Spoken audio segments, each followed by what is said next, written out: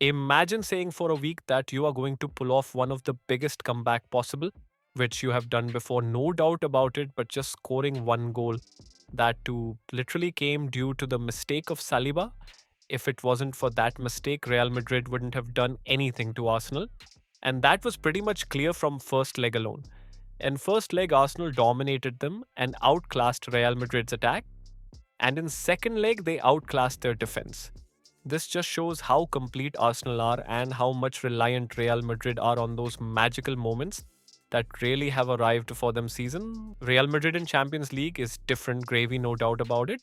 But under Ancelotti, they're just winning by sheer moment created by their stars. And the moment their stars aren't able to convert their chances, the team crumbles with ease rather than playing as a unit. They more based on individual abilities of players to do something magical. Whereas Arsenal not only looked like a unit but played like one, because we all know Arsenal have the tendency to bottle when shit comes to shove, but not this time. They handled the game maturely and made the game pretty much favorable for themselves. And just to put it into perspective, Arsenal still has a lot of main players out due to injuries. This goes to show what Mikel Arteta has done with this young crop of team. Over the year, we rarely pay our respects to either Mikel Arteta or Arsenal because they haven't won anything major yet and they still act tough. But after a result like this against Real Madrid in Champions League, yep, they've proved why they are one of the best teams in world. And this is too big a win for Arsenal because this is the only third time. They will play in UCL semis in their history and reach their first Champions League semi-final. After 2009, well, Arsenal really have come a long way in their journey. But the thing I want to talk about the most isn't how big of a win this is for Arsenal, but what must be going on in the minds of Kylian Mbappe and Real Madrid. Because Kylian Mbappe came to Real Madrid in the hopes of winning the Champions League, and now he is out of the competition where he scored 7 goals only, and the team he left is playing better without him and are in the semi final. Just to put it into perspective, Mbappe was the best player of PSG undoubtedly, but as Luis Enrique said himself, they are better without him in both attacking and defensive phases of the game. He left them so he can finally win Champions League just to be under this mess where the entire team is just dependent on some individual brilliance to save them one day or another, and Real Madrid fans need to accept it. They rarely play as unit, they play more like they are supposed to be the players with egos rather than as a collective team. And the same thing could be said about Vinicius Jr., who literally said he would do it 10 times better.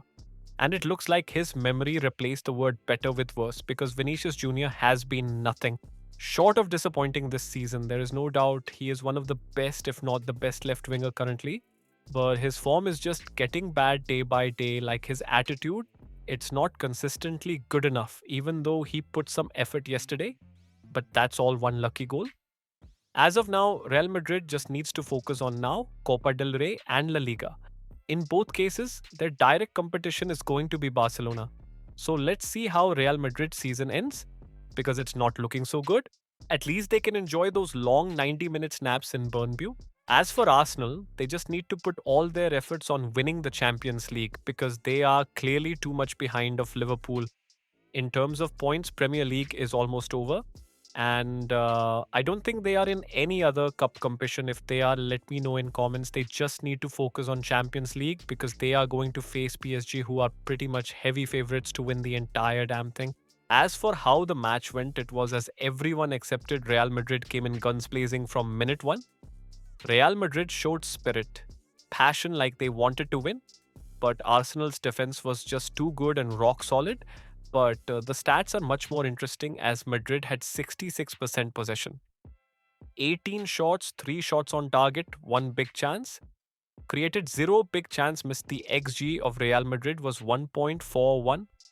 This stats alone speaks levels that with all the possession in the world, they couldn't do anything against Arsenal's defense, who were just too good.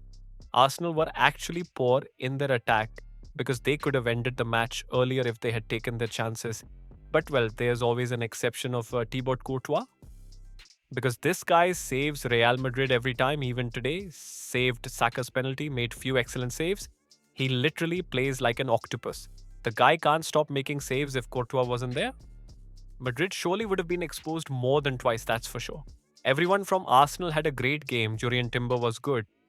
He held his own against Vinicius Jr. Saliba was excellent. But at times he was making mistakes here and there and even gave an assist to his probable future teammates. Saliba was out here giving advance audition. But all jokes aside, if you remove his mistake, he was immaculate in defense. Jakub Kivior was meant to be the reason why Madrid might win. But here he is playing like his life was on life solid performance from him and Miles Lewis Skelly. Weird name, but freaking hell. Why the hell people aren't talking about this lad enough going against Rodrigo and pocketing him not once but twice? And not only that, the way he has established himself in this Arsenal team at just 18 is incredible. He had 5 clearances, 2 interceptions, 4 recoveries, 9 duels won, and so on. And on Lewis Skelly really is blessing for Arsenal. Party had great game, but unfortunately he took a yellow card, which means he will miss first leg against PSG, which could be a big loss for Arsenal. Then Odegaard made his return back to Real Madrid, had a sensational game, was not decisive at times. I mean, both teams in general, especially Arsenal in final thirds, were incisive but still was great. Declan Rice again owning Real Madrid. And I really believe people are starting to see how good Rice really is. I mean, in Emirates, he cooked with free kicks. But today, under the lid of Bernebeu, he was just outstanding his work rate to perform at both ends equally with same angry as insane. Same could be said about Fede Valverde, who was the only good player I thought from Real Madrid, but the stats. Rice are much introspective. 2 chances created, 2 out of 2 tackles, 3 clearances, 14 defensive actions, 5 recoveries, etc. And a deserved man of the match. Saka was great. Even though he missed the penalty, he managed to get even with a great goal. I really liked his game. The way he tracking to help in Timbers in defense was really crucial.